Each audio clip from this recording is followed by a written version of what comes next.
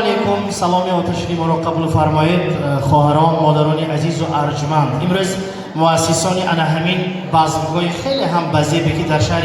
کنی بادام در قد راه است، یعنی که نامش ویسال، امروز تصمیم گرفتند که بهر شمایان عزیز در این روزی از همه خاطرماندترین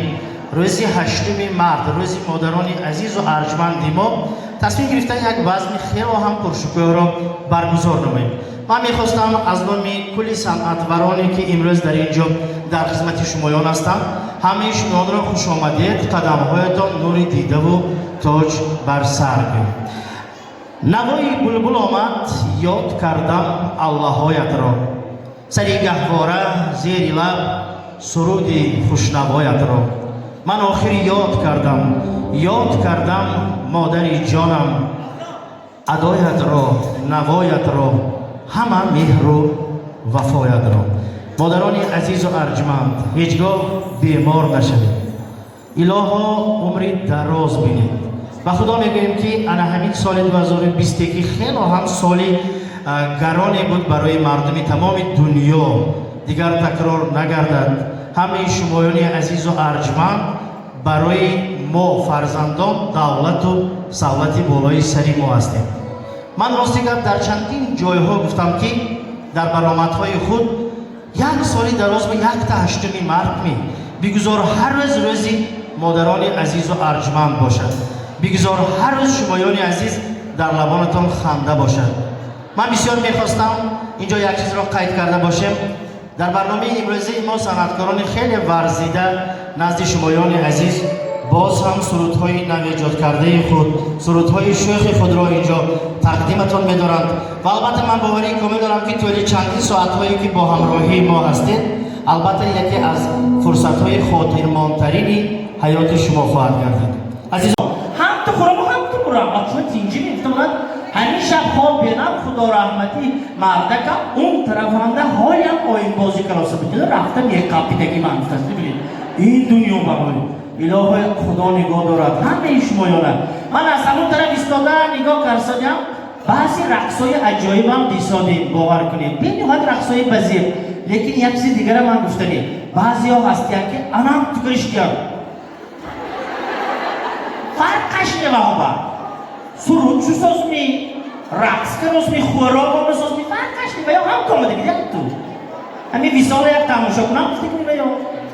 لیکن همین چیز باور کنید آیت طرف 6 سالی اینقدر قبول میدستو. اینجا صنعتکارا چطوری که گفتم خیلی زیاد امروز خدمت شما تیار هستم.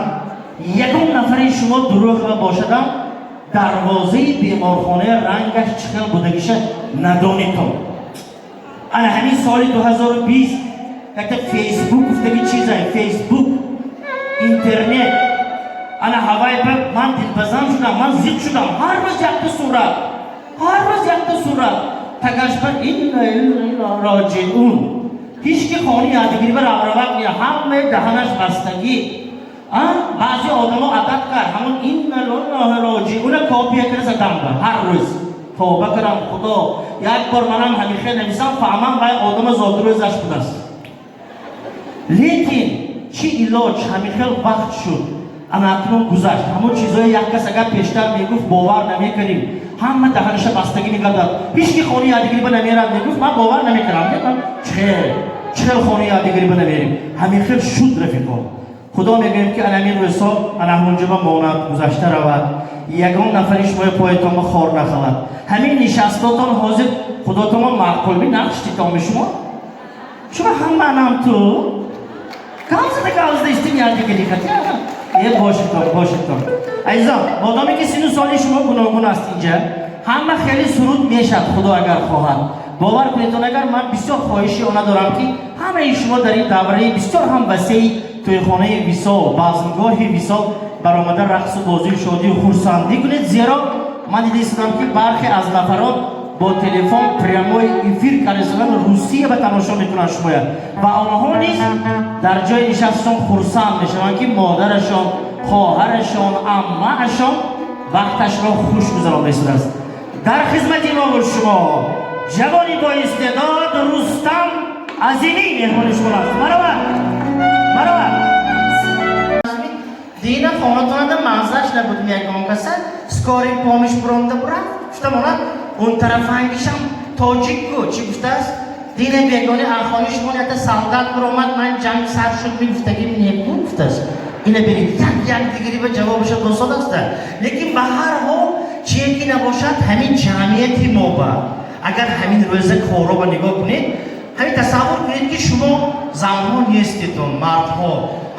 همینجا مردها شدگی باشد کار بطون دیگر کن میشن باور کنید لیکن بودگیتون به شکر شماید و انا همین ایدهای شماید فصل زیبای سال بهار به طوری میبیاد و باور کنیدتون اگر همه شما از یک دیگر زیبا هستیدتون من همینجا مادرای عزیز و ارجمند نشستگی این مادرها اتوماتیک چیز که خوشگامم سلامت باشند میگوییم باور کنید یک دختره که نفت یعنی شدگی مادرش به تلفن کرد است بعدی 5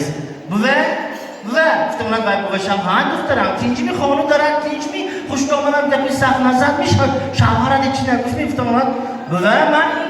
من گریچکیم وای کرد یه مگر نخورسی هم باید گفتم ای دخترم این خیلی نگو تو باید بفهمم که من مهنت کردم گریچکی چیندم آب جویشوندم گفتم ای وای این آب جویشوندم میحالی گفت است نبینید قندش از زن دخترکا زندگی پیشتر من همین خاله های عزیز و ارجمندی ما دورا گفتم من نمیمونم پیشتر این خیل اویله های جوان این خیل ویران نمیشد چوه داداشو گوش رفتیم تمام بلیت ودین کنیت میگفت روز شنبه جمعه بیا دیگر روز نبیا میگفت حاضرانگی ها چه خیلی که توی میگفت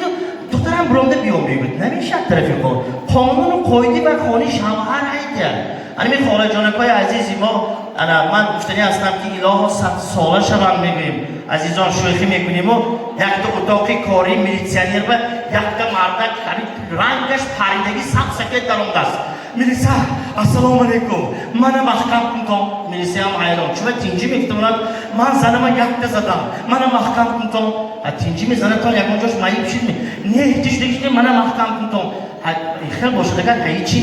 نه روی جواب شما بگوید نه منم محکم کنتم شما زدید و زنتان افتید میگوید نه افتیدگیش نه منم محکم کنتم تینجی میگه پروید زندگی پاستی دارد بلند دارد شما پروید تیستد من نمیبرم پشتی دارم نیست و دست فایفتیم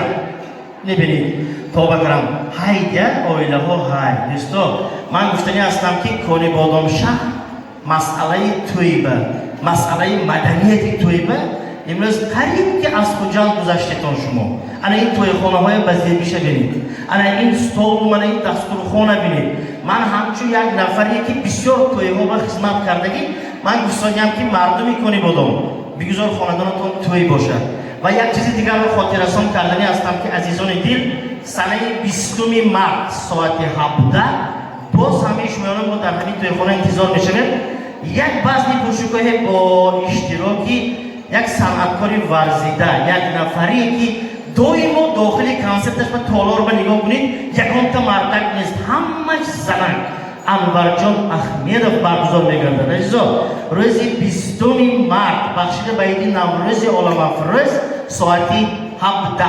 علمی دقتاتون و تشکرهای زیاد شما خوراکتون به حضور خوردن گیرید من میدونم که من به قرصک نمیشدیم روز سلامت باشید دوستان عزیز شوخی میکنیم از سخنهای و مزه ایمان گوشتان در نکند من این ساعت میخواستم نوبت را به یکی از صنعتکاران ورزیده حافظه خوش‌آواز که امروز مهمانی بزم ما و شما گردیده است شهزاده بانو داداست باشید من یک قرصک برای شهزاده بانو که امروز مهمانی بزم پرشکوه شمایان است برآمد